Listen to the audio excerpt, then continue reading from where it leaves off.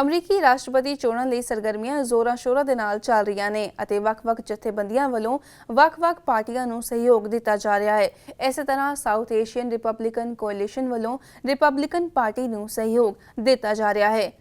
हेमंत जी, मैं आपसे जानना चाहूंगी सबसे पहले कि SARC साउथ एशियन रिपब्लिक कोalition क्या है और इसका बैकग्राउंड क्या है?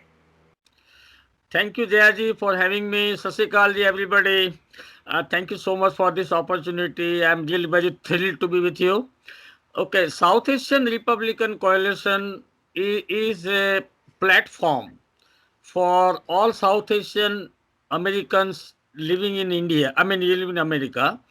And we have established this institution on December 2018, and we have been working since long.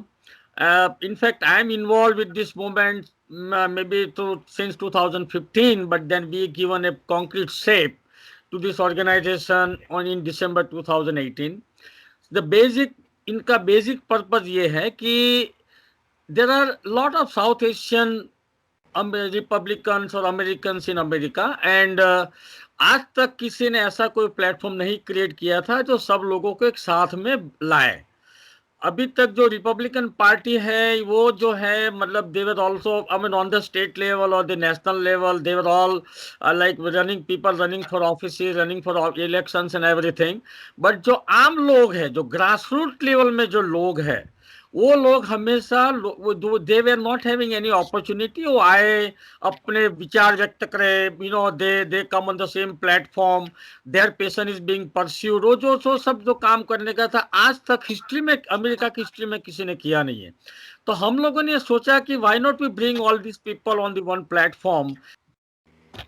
देव जी, मैं आपसे ये जानना चाहूंगी कि what all policies of SAARC, and आपको ऐसा क्यों लगता है कि लोग आपको सपोर्ट करेंगे? हेमंत भाई ने जैसे कहा कि जो सार्क कंट्रीज है, अफगानिस्तान, पाकिस्तान, भारत, श्रीलंका, बांग्लादेश, नेपाल, भूटान, मालदीव्स, तो इन कंट्रीज का एक इकट्ठा रिप्रेजेंटेशन सार्क करता है। वरना सारे अलग अलग individually are working to that, तो एक वॉइस नहीं मिलता, एक कलेक्टिव वोट्स नहीं मिलते, एक कलेक्टिव फंडिंग्स नहीं मिल रहा था, तो रिकग्निशन नहीं मिल रहा था। तो इसके लिए सार्क की स्थापना हमने 2019 में की।